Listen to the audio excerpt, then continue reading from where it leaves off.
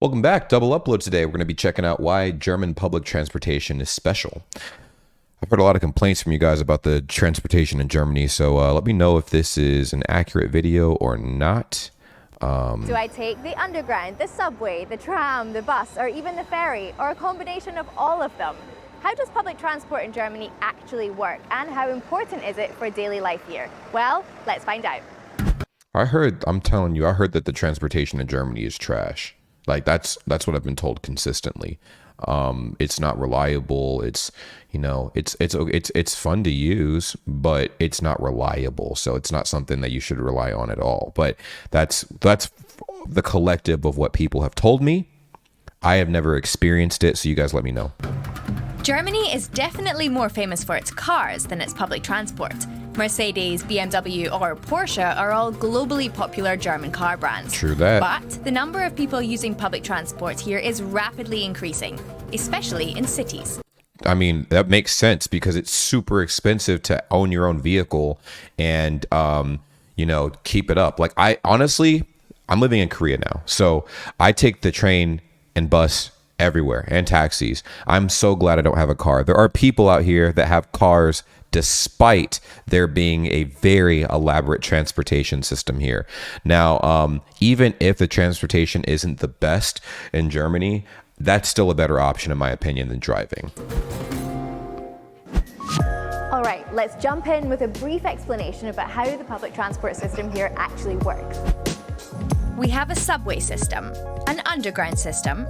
Yeah, I've heard about the subway system and the bus system and all that good stuff. Like I said, it just depends on if you're in the city, then like I said, it's very convenient. If you're like in the country, obviously it's not. But in the city, it's still, I feel like people are probably going too hard on the criticism with the transportation. Like I said, I would have to experience it for myself to see if it's true. But like I said, most of this community is German. So let me know if you agree with this. And trams and buses that drive on the street.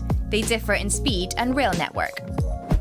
The lack of ticket barriers here is confusing. It's a system of trust. Oh yeah, I forgot you guys got the integrity system, man.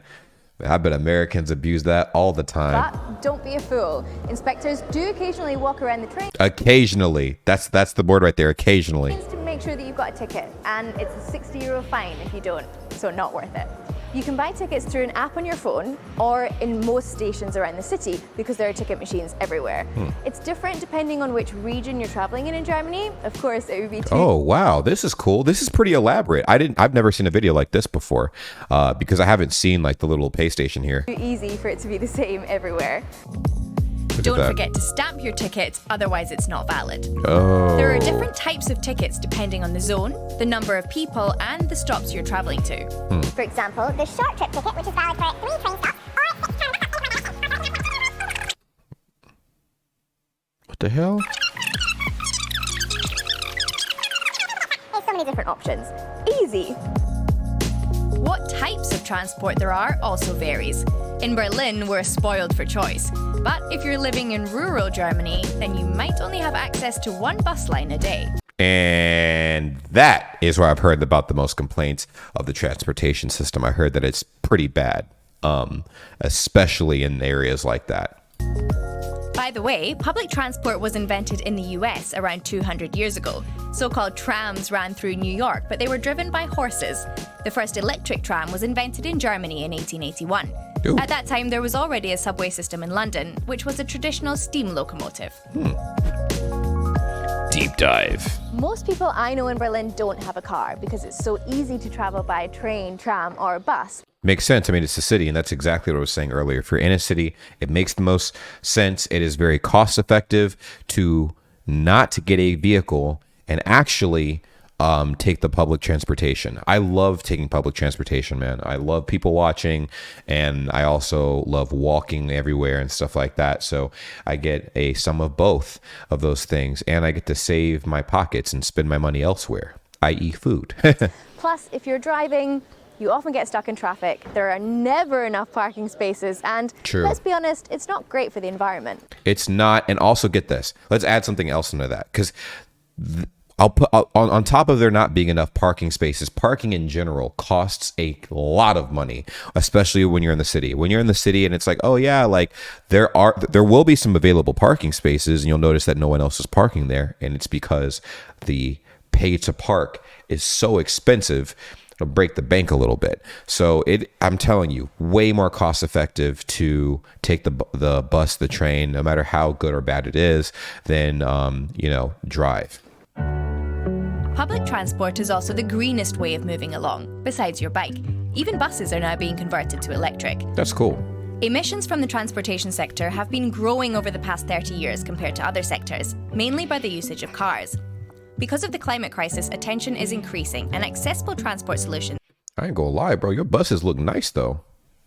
For all that complaining I hear about your transportation systems, your buses and trains look clean as hell. Are emerging.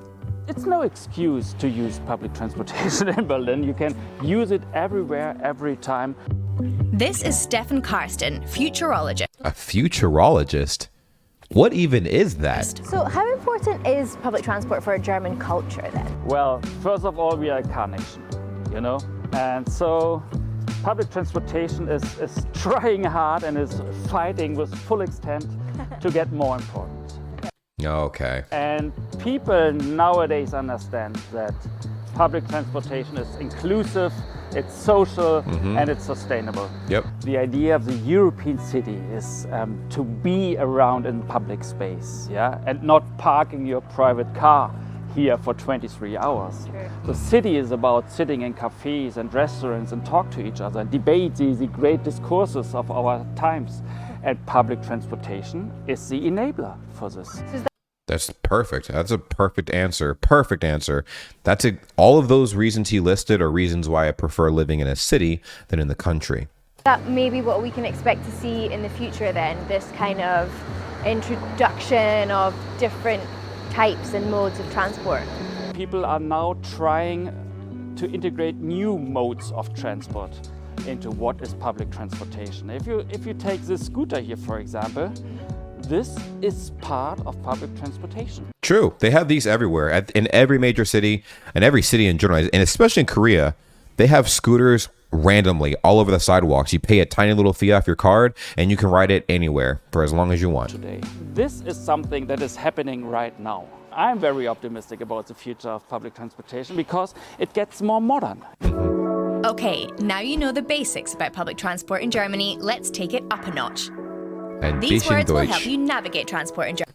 Bahnhof. What's ticket? Man, I forgot how to say ticket. Fahrkarte, right? Fahrkarte, and something else. Zug. That's Zug is bus. Bahnhof is train station. Right? Wo ist die Bahnhof is like train station. And like it's like where's the train station, that whole thing. Zug is bus, and then Germany. Schienenersatzverkehr. What the freak? Schienenersatzverkehr. Rail replacement service. You'll hear this pretty often in Germany, every time a train is broken or is being replaced by buses. How often does that happen? Let me know. Öffis, short for öffentlicher Nahverkehr, local public transport. Kind of cute, right? Öffis. Plus, it's much easier to say. Iffies, yeah. That, bro. Wow. I thought she was going to give us like some basic vocabulary. She took it up a notch. I wasn't ready for that, okay? Inside stories. Very organized. Now it's time to meet the professionals, those who keep the whole bustling system moving. I'm meeting Cinquetta Shirley Jones, who drives trains in Berlin, and she loves it. Das erste Mal in den Tunnel reinfahren war eine ganz tolle Erfahrung in dieses Dunkle, über ein paar Lichter, die Signale, die Geräusche von den Zügen. Also es ist schon ein tolles Gefühl, auf dem Bock dort zu sitzen und dann mit 70, sagen wir mal, ist bei uns die Höchstgeschwindigkeit, da durch den Tunnel zu That's fahren. Cool, man. Das ist schon sehr angenehm, das ist sehr toll. Macht schon Spaß. Ja. Aber gibt es auch dann Stress mit dem Job? Das Nervigste ist, wenn die Fahrgäste die Türen aufhalten.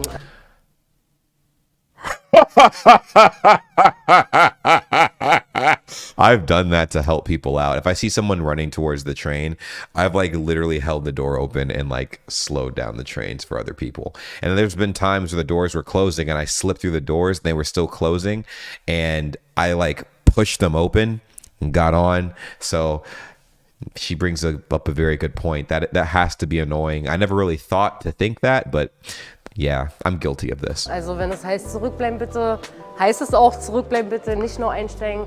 Wir machen es ja nicht, um die Fahrgäste zu ärgern, wenn jemand zum Beispiel angerannt kommt und schließen die Türen.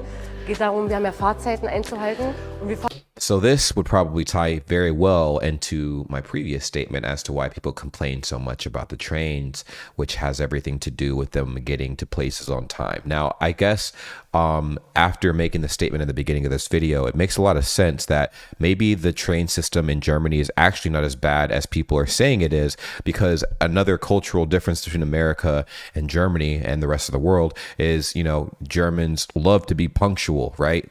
Timing is everything. Like making sure that you're early or on time is like a must, right? Well, in any place I've ever been to, buses and trains kind of just come and go as they please.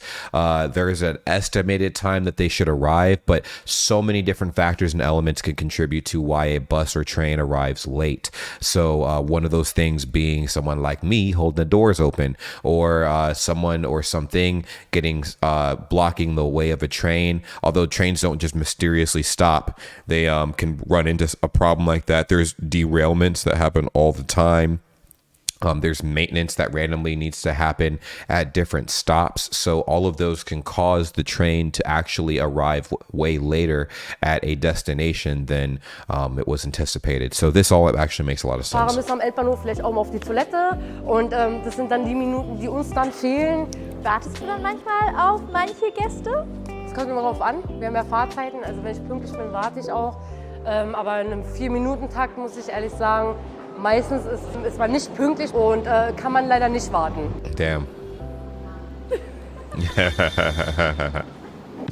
You're like, why the hell am I waving at a train right now? Obviously for the love of the game, but There you have it, public transport in Germany. well, that was a good video. Let me know what you think in the comments down below. I think I learned quite a bit. Did not really, I've seen a lot of other videos before on the train system in Germany. You guys can check those out on my YouTube channel.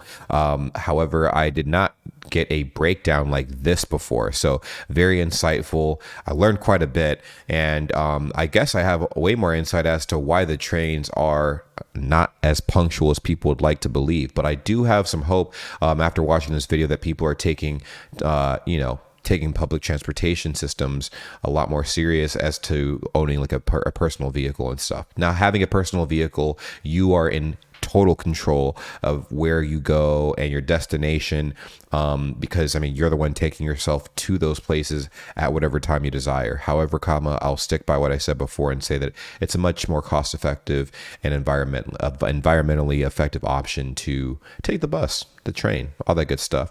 Let me know what you think about what I said and what the video is, reviewed and whatnot. And I'll see you soon. Peace.